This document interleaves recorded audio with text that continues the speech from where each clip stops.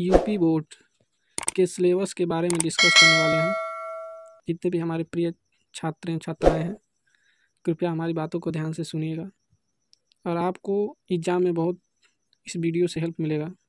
क्योंकि पढ़ना तो हम जानते हैं, पर क्या पढ़ना है उसके बारे में हमको शायद उसका आभास नहीं हो पाता है और हम पूरी कॉपी को कहाँ डालते हैं और अपना कीमती समय उसमें व्यर्थ कर देते हैं। जो कि बोर्ड पहले से आपको यह जानकारी दे देता है कि हम किस टॉपिक से कितना सवाल पूछेंगे और कौन कौन सा टॉपिक हमारा है। तो हमारे पास इस समय तो बहुत कम समय है और उस समय को ध्यान में रखते हुए हमने सोचा कि पढ़ाने के साथ साथ बच्चों को कुछ ऐसा ज्ञान दे दिया जाए ताकि जो बच्चे अभी तक कॉपी को किताब को छुए तक नहीं, उनके लिए कुछ कर दिया जाए ताकि उनका भी। आप सभी को हमारे YouTube channel BR mission YouTube channel में स्वागत है। जितने भी जो क्लास 10th के बच्चे हैं हमारे भाई और बहन, सभी के लिए एक आवश्यक सूचना और गाइडेंस भी कहिए। एक टीचर होने के नाते हमारी एक रिस्पॉन्सिबिलिटी बनती है कि आपको हर चीज़ के प्रति अवगत कराना। जैसे कि आज जो भी वीडियो में छूटा है उसको हम पूरा करना चाहते हैं। जैसे कि इसमें दिया है यूपी बोर्ड सिलेबस है, तो सिलेबस को हम पढ़ाई तो करते हैं लेकिन सिलेबस के बारे में कोई जानकारी के लिए आज वीडियो बनाया गया है। जैसे इसमें दिया है कि रासायनिक पदार्थ या प्राकृतिक एवं व्यवहार, इसमें से 20 नंबर पूछा जाएगा। उसके बाद जय जगत, उसमें से 20, प्राकृतिक घटनाएं 12, विद्युत का प्रभाव 13, प्राकृतिक संसाधन 5, टोटल 70 अंक पूछेंगे। और नीचे एकदम उसको तो छोड़ दिया जाए, मतलब मेन टॉपिक पर देखा जाए कि वो क्या दर्शा रहा है। तो पहला चैप्टर जो हमारा रासायनिक अभिक्रिया, यहाँ से आप वीडियो को पूरे ध्यान से देखिएगा। रासायनिक पदार्थ एवं प्राकृतिक एवं व्यवहार, ठीक है। तो रासायनिक अभिक्रिया, देखिए रासायनिक अभिक्रिया के बारे में तो उसमें से क्या क्या पूछेगा वो चीज़ आपको बता देते हैं। तो रासायनिक अभिक्रिया में पहले जूम कर दे, उसके बाद आपको बताते हैं। पहले रासायनिक अभिक्रिया में देख लीजिए, तो बॉक्स गलत है, इस बॉक्स को हटाते हैं। तो देखिए पहला है रासायनिक समीकरण, ठीक है। रासायनिक समीकरण दूसरा है, पहला रासायनिक समीकरण, पहला रासायनिक समीकरण, दूसरा है इसमें कलर को तो हटाते हैं। पहला रासायनिक, दूसरा संतुलित रासायनिक समीकरण। उसके बाद तीसरा है संतुलित रासायनिक समीकरण का तात्पर्य क्या है, ये पूछेगा। रासायनिक समीकरण अभिक्रिया के प्रकार, तो जिसमें है संयोजन अभिक्रिया, जिसमें आपको संयोजन अभिक्रिया, फिर अपघटन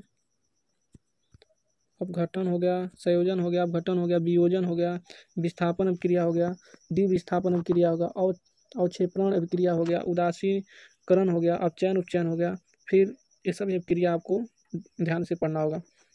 आपको भले वीडियो अच्छा ना लगे, लेकिन आप अगर बारीकी से इसको देखेंगे तो आपको एकदम बिल्कुल समझ में आएगा कि इस वीडियो का बनाने का तात्पर्य क्या है।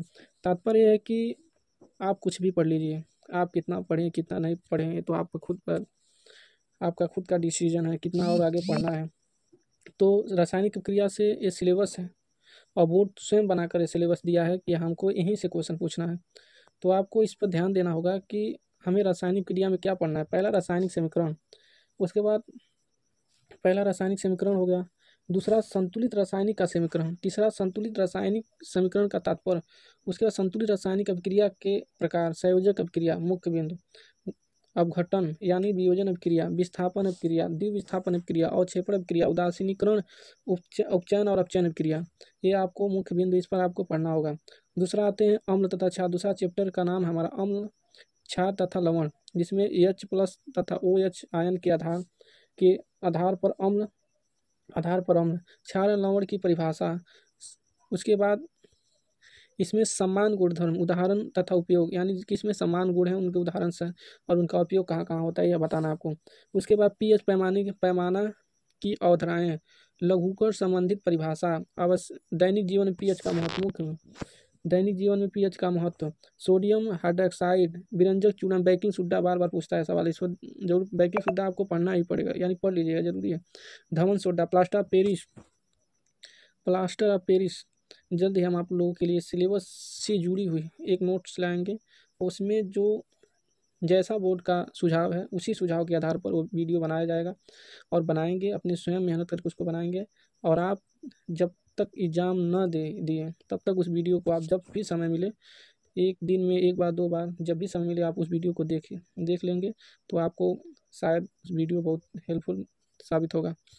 उसके बाद धातु और अधातु, देखिए इसमें भी सवाल बता, धातु और धातु में क्या, तो धातु तथा धातु के गुणधर्म में पूछा है, यौगिक आयनिक यौगिक का निर्माण, फिर तथा उनका गुणधर्म भी पूछा, सक्रियता श्रेणी, धातु कर्म की आधारभूत विधियां, संक्षारण तथा उसका निवारण। उसके बाद कार्बनिक है चौथा चैप्टर, कार्बनिक यौगिक, जिसमें आता है कार्बनिक यौगिकों में संयोजिक बॉन्ड, ये बॉन्ड वाला चैप्टर, इसमें एल्कोहल देखिए इसमें दिया है, ये बॉन्ड वाला चैप्टर है।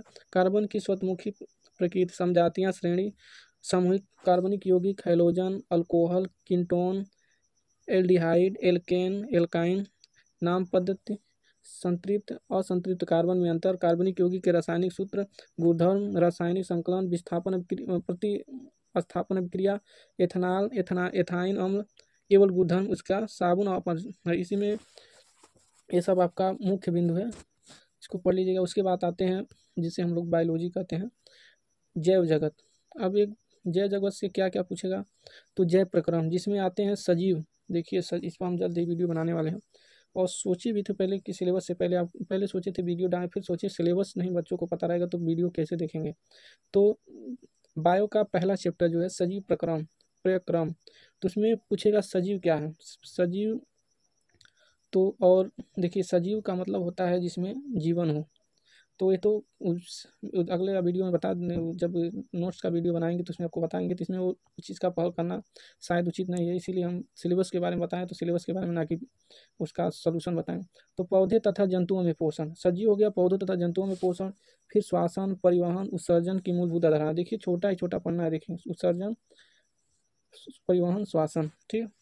उसके बाद दूसरा बायो का दूसरा चैप्टर है जंतु तथा पौधों को नियंत्रण और समन्वय, तो इसमें आपको क्या पढ़ना है, पौधों में दिशिक गति, पादप हार्मोन का परिचय, जंतुओं में नियंत्रण एवं समन्वय, तंत्रिका तंत्र, इच्छिक पेशियां, अनैच्छिक पेशियां, प्रतिवर्तित क्रिया, रासायनिक समन्वय, जंतुओं में हार्मोन, ठीक। उसके बाद हम आते हैं, उसके बाद देखते हैं प्रजनन, उसका तीसरा जो चैप्टर है, एक मिनट, उसका बायो का तीसरा चैप्टर जो है क्या है, प्रजनन में आपको क्या क्या पढ़ना है, प्रजनन में आपको पढ़ना जंतु और पौधों का प्रजनन, लैंगिक अलैंगिक, फिर प्रजनन में स्वस्थ, आवश्यकता तथा परिवार नियोजन की विधियां, उसके बाद सुरक्षित यौन एवं HIV एड्स, प्रस्तुतियां प्रजनन स्वस्थ, ये सब आपको पढ़ना होगा। उसके बाद नेक्स्ट चैप्टर है आपका, नेक्स्ट चैप्टर देखते हैं जो है अनुवांशिकता सबसे मुख्य कहा जाए तो चैप्टर माना जाता है, क्योंकि इसमें बोर्ड बहुत इंटरेस्ट होता है इस चैप्टर में, और इससे हर सवाल एक ना एक सवाल इसमें से डाल देता है, तो हमको इस चैप्टर पर शायद ध्यान देना होगा, क्योंकि ये चैप्टर कहा जाता है बहुत इम्पोर्टेंट है, इसको हम वेरी वेरी इम्पोर्टेंट मानते हैं। तो अनुवंशिकता से क्या क्या पूछेगा, देखो अनुवंशिकता से मेंडल का योगदान, जिसमें मटर के पौधे वाला टॉपिक है, उसके लक्षणों के वंशागति के नियम, लिंग निर्धारण, संक्षिप्त परिचय, तो इसमें तो कुछ ज़्यादा नहीं है, फिर भी इस चैप्टर का आपको ध्यान से पढ़ना होगा, ठीक है। उसके बाद आते हैं प्राकृतिक घटनाएं, जैसे फिजिक्स, तो फिजिक्स में पहला है फिजिक्स में क्या है भाई, हाँ प्राकृतिक घटना समृद्धियाँ, तो पहला है पृष्ठ द्वारा प्रकाश का परिवर्तन, गोलीय दर्पण द्वारा प्रतिबिंब, वक्र केंद्र, मुख्य अक्ष, मुख्य फोकस दूरी, दर्पण सूत्र, विघ्नगम नहीं आवर्धन, देखिए इसमें कोई ये। उसके बाद आता है, एक मिनट, इसके बाद अपरिवर्तन में क्या पूछता है, एक मिनट भाई क्यों हट जा रहे हो, अपरिवर्तन के नियम, अपरिवर्तनांक, गोलीय लेंस द्वारा परिवर्तन, गोलीय लेंसों द्वारा प्रतिबिंब का बनना, लेंस प्रतिबिंब का बनने के नियम, लेंस सूत्र, व्युत्पत्ति आवश्यक नहीं है, आवर्धन, लेंस की क्षमता, मानव नेत्र में लेंस का कार्य, दृष्टि दोष निवारण, गोलियां, दर्पण, लेंसों का अनुपयोग, प्रिज्म, प्रकाश अपरिवर्तन, प्रकाश का विक्षेपण, प्रकाश का प्रकीर्णन दैनिक जीवन में उपयोग। ठीक है, उसके बाद नेक्स्ट विद्युत प्रभाव, इसमें पूछेगा विद्युत विभवांतर, विद्युत धारा, ओम का नियम, प्रतिरोध, प्रतिरोधक क्षमता, कारक जिन पर किसी चालक का प्रतिरोध निर्भर करता है, प्रतिरोधक, संयोजक, श्रेणी क्रम, समांतर क्रम एवं दैनिक जीवन में इसका उपयोग, विद्युत धारा जो उसमें यह प्रभाव तथा दैनिक जीवन में उपयोग, विद्युत धारा, शक्ति आई, VI तथा आर में अंतर संबंध।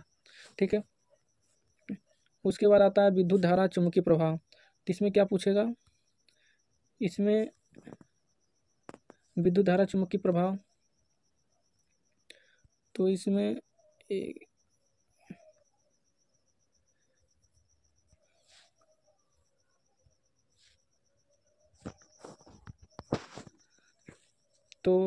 है विद्युत चुम्बकीय क्षेत्र, किसी विद्युत धारावाही का चालक कारण, विद्युत चुम्बकीय क्षेत्र प्रणाली का प्रवाही विद्युत धारा एवं चुम्बकीय क्षेत्र किसी धारावाहिक चालक का बल, फ्लेमिंग का बायां हाथ का नियम, घरेलू विद्युत परिपथ। बस इतने ही सवाल आपसे पूछे जाएंगे, इसी सिलेबस से इतने ही टॉपिक से सवाल आपके बनेंगे।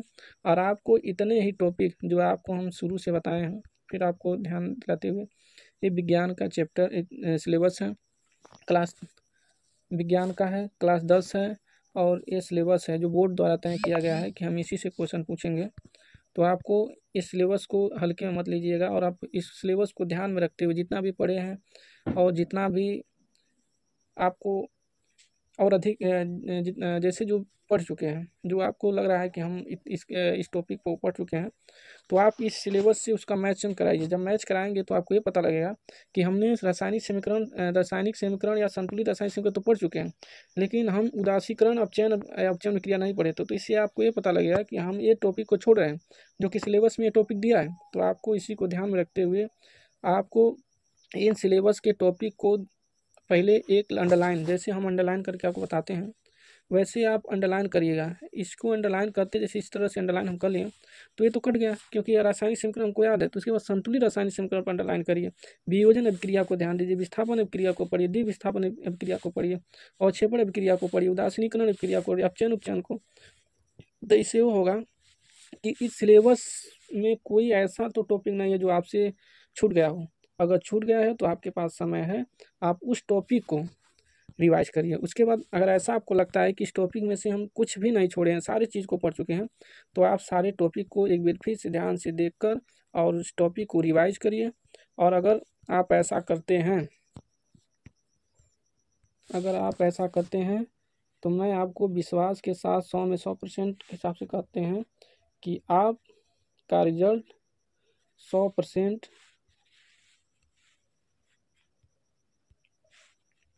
100% में 100% बनेगा। तो मैं आशा करते हैं कि ये वीडियो आपको बहुत अच्छा लगा होगा, और वीडियो अच्छा लगा हो तो प्लीज़ आप कमेंट करके बताइएगा कि आपको ये इन्फॉर्मेशन अच्छा है लगा कि नहीं लगा, और लगा हो तो फिर कमेंट करके बताइए। मैं आगे इन्हीं सिलेबस से जितना भी टॉपिक दिया हर एक टॉपिक पर वीडियो बनाकर आपको प्रोवाइड करूँगा। और एक छोटी सी रिक्वेस्ट है कि आप इस चैनल को सब्सक्राइब कर दीजिए, और सब्सक्राइब करने के बाद जो भी अगर हमारे द्वारा आपको कोई भी मदद चाहिए तो आप कमेंट करिए कि सर इस चीज़ पर वीडियो बना कर लाइए, हम उस चीज़ पर वीडियो लाएंगे। और आपको एग्ज़ाम तक हम आपके साथ जुड़े रहेंगे, और हर पल की खबर जो भी बोर्ड के द्वारा खबर आएंगे आपको इस चैनल पर प्रोवाइड करेंगे। और आप चैनल को सब्सक्राइब करिएगा। धन्यवाद।